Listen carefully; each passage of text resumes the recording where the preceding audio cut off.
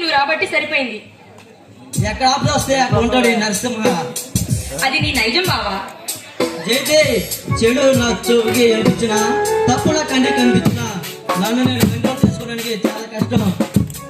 అది నీ రక్తంలోనే ఉంది బావా. జైతే ఈ చేతిలో ప్రాణం పోసే చేతులు ఇవి. ఈ చేతిలో ఉన్న కత్తులు ప్రాణం పోయాలి కానీ ప్రాణం తీయకూడదు.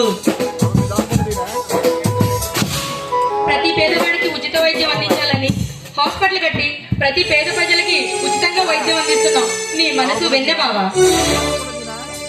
అయితే మన చిన్నతనంలో మన ప్రాంత ప్రజలు అనేక మంది రోగాలతో చనిపోయారు. వారిని చూసి నా మనసు చాలా చలించిపోయింది. పట్టణ ప్రాంతంలో ఖరీదైన వైద్యం చేయించుకోలేక చాలా మంది ప్రాణాలు విడిచారు. ఆనాటి బలమైన కోరిక ఈనాటి డాక్టర్ నరసింహాన్ని.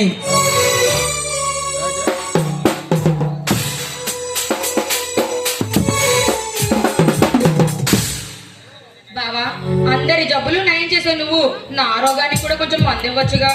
నీ రోగానికి మందులు పనిచేయవు, ముద్దులు పెడితే సరిపోతుంది. డాక్టర్ గారికి సరసం కూడా తెలిసే.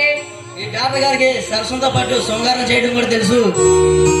అమ్మో బావా, నువ్వు ఇప్పుడు శృంగారంలోకి దిగావంటే ఒక నెల కూడా కాకుండా నేను వాంతులు చేసుకోవాల్సి వస్తుంది. అయితే మన పెళ్లి అడ్వాన్స్ గా బుద్ధి సింహాన్ని చేతిలో పెట్టమంటావా? ఒక్క సింహాన్నేనా బావా? జయసింహ కూడా కావాలి. అయితే ఇంకెందుకు ఆలస్యం, నువ్వు ఆ పనిలో ఉండు. మన పెళ్లికి ముహూర్తం పెట్టించు.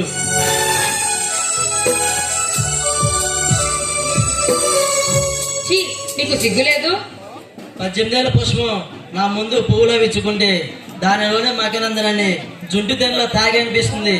నీ తడియాల నీ ముద్దులతో నన్ను చలించుకోవాలనిపిస్తుంది.